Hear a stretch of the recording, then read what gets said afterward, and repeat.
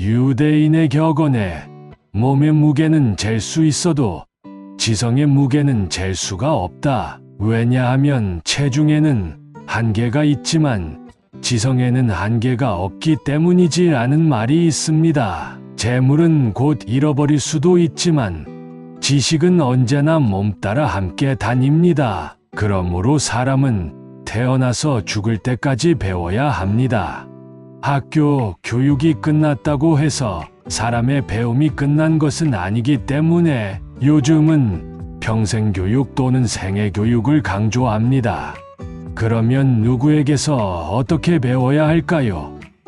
공자는 세 사람이 함께 가면 반드시 스승이 있게 마련이니 그 선한 쪽을 골라 이를 그의 선을 따르고 그 악한 쪽을 골라 이를 나의 악을 고쳐야 하느니라 고 하였습니다. 춘추전국 시대 제나라 환공군이 싸움이 끝난 뒤 돌아갈 길을 잃고 모두가 어찌할 바를 모르고 있을 때 명재상 관중이 이렇게 말했답니다. 이런 때는 나이 먹은 말의 지혜가 도움이 되는 겁니다.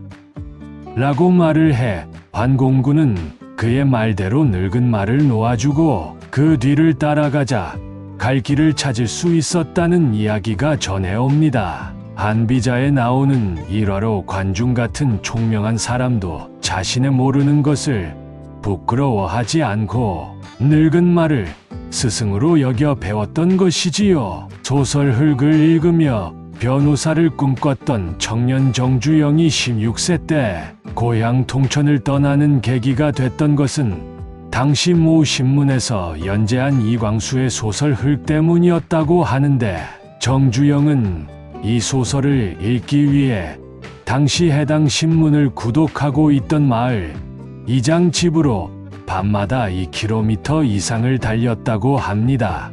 소년 정주영은 이 소설을 읽으며 도시 생활을 꿈꿨고 주인공처럼 변호사가 되기 위해 가출했는데 실제로 상경한 후 정주영은 법제통신 등 여러 법학 관련 서적을 독학한 적도 있다고 합니다. 가출 후 인천부두에서 막노동을 할 때 청년 정주영이 머물던 노동자 합숙소에는 빈대가 들끓었다고 합니다. 사실 우리나라는 50년대 말까지도 시골이나 도시를 막론하고 빈대가 많았습니다.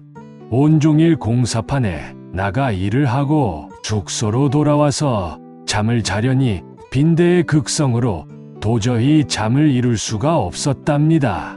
궁여지책으로 큰 밥상 위에 누웠더니 잠시 뜸하다가 이내 상다리를 타고 올라와 물어뜯더랍니다. 기어 올라오는 빈대를 잡기 위하여 양동이 4개를 구하여 물을 가득히 담아 밥상 다리를 그곳에 담가 놓고 잠을 자니 2, 3일은 조용하다가 다시 빈대가 찾아와 물어뜯기 시작하여 이상의 불을 켜오 빈대들이 무슨 방법으로 양동이 물장애를 극복하고 올라왔을까 살펴보니 놀랍게도 빈대들은 방벽을 타고 천정까지 올라간 다음 상을 겨냥해 뚝 떨어지더라는 것입니다. 그 후 그는 어떤 일에나 전심전력으로 생각하고 노력하면 뜻을 이룰 수 있다는 빈대의 지혜를 기업 경영에 활용했다고 합니다. 사람이 삶을 영위함에 있어 꼭 필요한 것은 누구에게서나 부단히 배우고자 하는 겸손한 자세입니다. 그래서 불치함은 아랫사람에게 묻는 것을 부끄러워하지 않음이라고 했습니다. 배우려는 의지를 가질 때 나의 스승이 아닌 것은 없습니다. 공자와 같이 겸손한 자세로 배우려 한다면 천하 만물이 다 나를 가르치는 교사요, 교실이요, 교훈인 것이지요. 그것이 비록 늙은 말과 같은 짐승이요, 빈대와 같은 미물이라 할지라도 말입니다.